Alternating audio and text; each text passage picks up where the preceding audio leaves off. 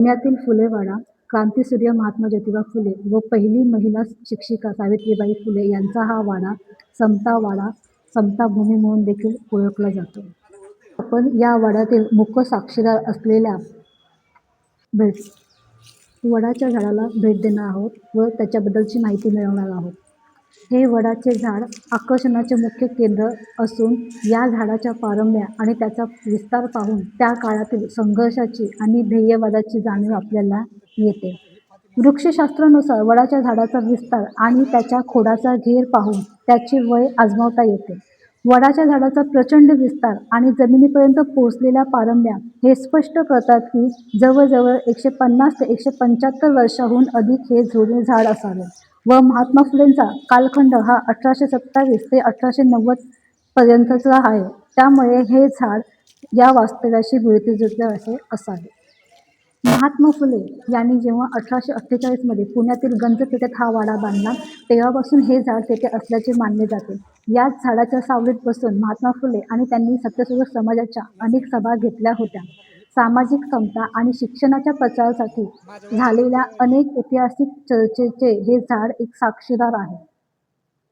काळाच्या ओघात हे मूळ झाड खूप जुने झाले होते. काही वर्षापूर्वीच या ऐतिहासिक झाडाची प्रकृती खालावली होती. मात्र पुरातत्व विभाग आणि वृक्षतज्ज्ञांच्या मदतीने यावर उपचार करून त्याला जतन करण्याचे प्रयत्न झाले आहेत. वटपौर्णिमेला वडाच्या झाडाची पूजा करता यावी यासाठी महिलांनी केलेलं आंदोलन मला आठवलं.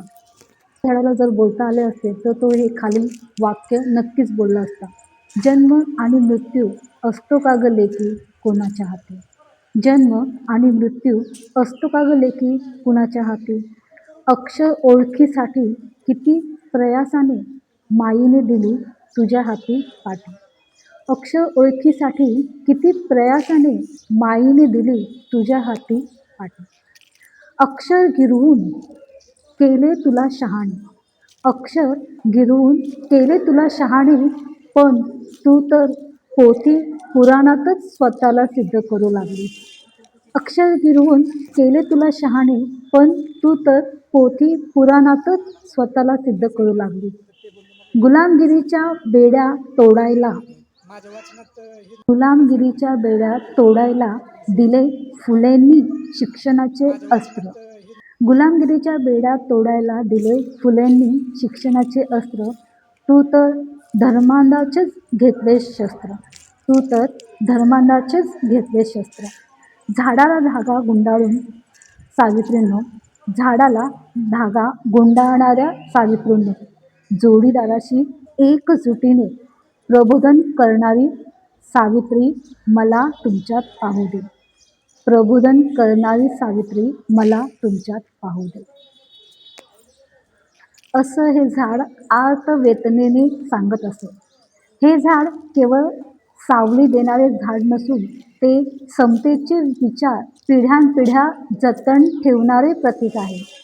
हे झाड केवळ समतेचे विचार मांडणारे नसून तर ते जिवंत ठेवणारेच प्रतीक आहे.